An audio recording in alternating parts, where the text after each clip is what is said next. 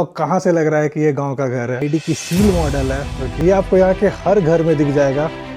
और यहाँ की खेत सच में सोना उगल रही है। कभी भी एक्सपेक्ट नहीं करा था कि मुझे ऐसा कुछ मिलेगा देखने को।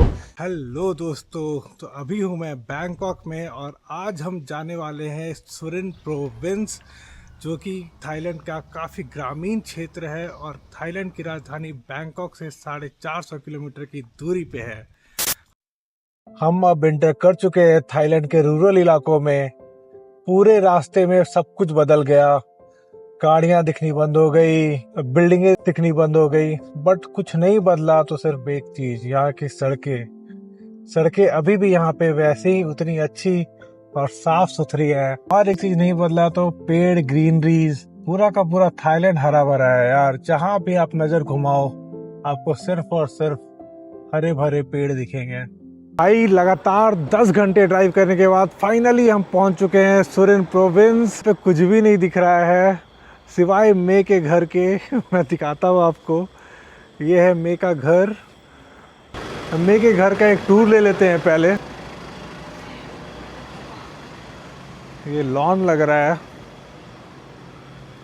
वाह काफ़ी अच्छा गार्डन मेंटेन किया हुआ है यार इन लोगों ने। और ये क्या है भाई, स्विमिंग पूल।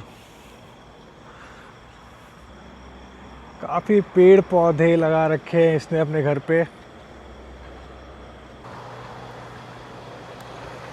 इतने सारे डॉगीज है इसके यहाँ। เก่งมาก say hello ก่อน baby say hello they want to say hello hello hello. อะไร तो दोस्तों अब कल सुबह एक्सप्लोर करते हैं। और दोस्तों आए हुए हैं थाईलैंड के आखिरी गांव में, जो कि कंबोडिया से सिर्फ महज थोड़ी सी दूरी पे है। यहाँ के जस्ट बाद कंबोडिया स्टार्ट हो जाता है।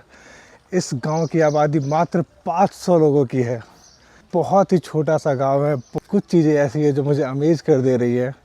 मैं जब आया था तो इस व्यू से आया था, वैसा ही गांव होगा जैसा मेरा गांव है इंडिया में, बट ये टोटली डिफरेंट है। इतनी कम आबादी का गांव होने के बाद भी इतनी कम आबादी का गांव होने के बाद भी काफ़ी साफ़ सुथरा है, नीट एंड क्लीन है। सड़कें अच्छी बनी हुई हैं, घर काफ़ी अच्छे बने हुए हैं। घर दिखाता हूँ मैं आपको, ये देखो आप, कितने बड़े एरिया में इन्होंने अपना घर बना रखा है। ऐसा लग रहा है जैसे इस गांव के सबसे अमीर आदमी का घर हो ये। लेकिन यहाँ पे बाकी सारी घरें भी थोड़ी थोड़ी ऐसी ही है यार। ये देखो, ये भी कितना अच्छा घर है, पर दूर दूर तक और कुछ नहीं दिखता। तो यहाँ पे मैक्सिमम घर जो होते हैं वो लकड़ियों के बने होते हैं, जैसा कि आप देख सकते हो। नीचे का कुछ पोर्शन कंक्रीट का रहता है, फिर ऊपर ये लकड़ियों से बनाते हैं। यहाँ हर घर के बाहर खड़ी होती है सुंदर सुंदर गाड़ियाँ। यहाँ ये BYD की सील मॉडल है, जो कि आप देख रहे हो। काफ़ी अमेजिंग गाड़ी है ये। और ये मेरे कजन्स हैं। हाय। तो अब हम जा रहे हैं इस गांव के सुंदर से घर में, देखते हैं क्या कुछ है इस घर में। काफ़ी सुंदर घर है।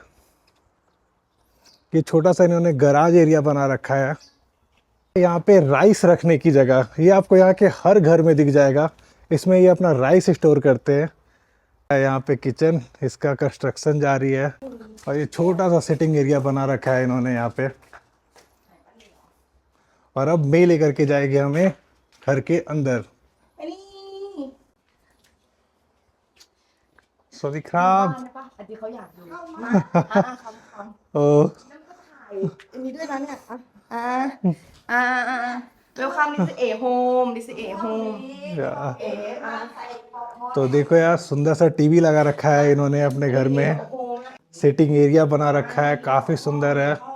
पर भाई लग ही नहीं रहा है कि ये गांव का घर है। ये डाइनिंग एरिया है। อันนี้บีรูม have two room this B room this is master room और ये बेडरूम है, काफ़ी सुंदर बेडरूम है यार। बताओ कहाँ से लग रहा है कि ये गांव का घर है। ये टीवी लगा रखा है, ये बाथरूम है। देखते हैं और क्या क्या है इस घर में। ห้องน้ำ ये किचन एरिया है। किचन एरिया और ये सेकंड बाथरूम, อันนี้เอเบสรูม ये एक दूसरा बेडरूम है, कबर्ड एरिया।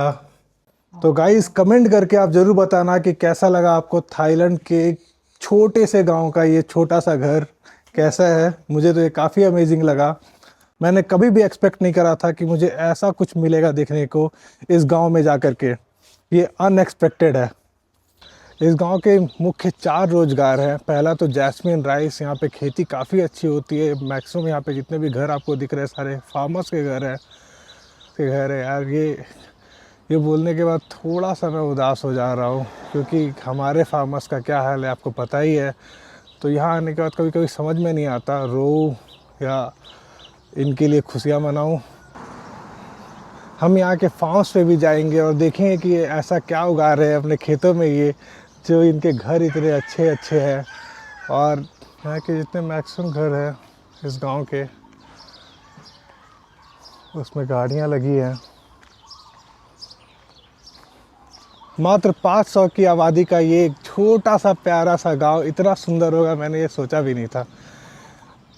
पीस है, काम है, सिवाय कुछ पक्षियों के और कुत्तों के कोई आवाज़ नहीं आ रही है।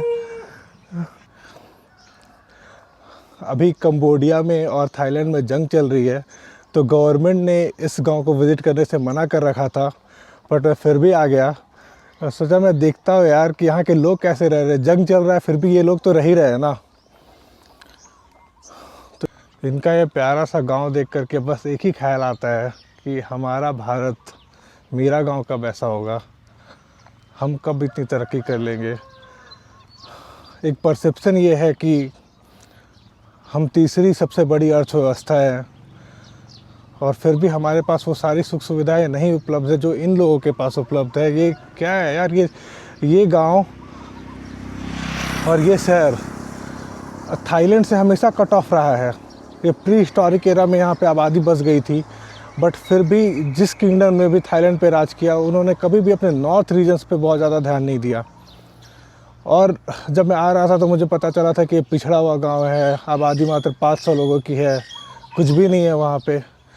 बट ऐसा लगता नहीं है यार देख कर के कुछ भी नहीं है यहाँ पे। अगर कुछ भी नहीं है तो ये लोग कैसे गाड़ियाँ अफोर्ड कर पा रहे हैं, सुंदर सुंदर घर अफोर्ड कर पा रहे हैं। अगर इसे पिछड़ा हुआ गांव कहते हैं, इसे गरीब गांव कहते हैं, तो फिर मेरा इंडिया में वो गांव वो क्या है यार। सड़कें बनी हुई है पर गाड़ियाँ एक भी नहीं है, घर है बट इंसान नहीं दिख रहा है। ऐसे ही छोटे से किसी एक गांव में रहने का सपना है मेरा भी। और ये देखो यार, ये पता नहीं क्या है, लेकिन जो भी है इसकी अच्छी खासी खेती चल रही है। इनके खेती का तरीका थोड़ा एडवांस है, ये साइंटिफिक तरीके से खेती करते हैं। जैसे कि आप देख रहे हो ये यहाँ पे तोरी की खेती हो रही है और इन्होंने अच्छी तरीके से इसे सपोर्ट दे रखा है रस्सियों से, एक छोटे टहनियों से, और अच्छा फार्म बनाया हुआ है जिससे कि इन्हें अच्छी पैदावार मिल सके। थोड़े ऑर्गेनाइज ढंग से खेती करते हैं ये, साफ़ सुथरे तरीके से भी। तो फार्मिंग से पैसा कैसे कमाया जा सकता है इन लोगों ने सीख लिया है अपने एडवांस फार्मिंग टेक्निक्स और अपनी कड़ी मेहनत से। ये करते हैं ढेर सारी खेती और यहाँ की खेत सच में सोना उगल रही है।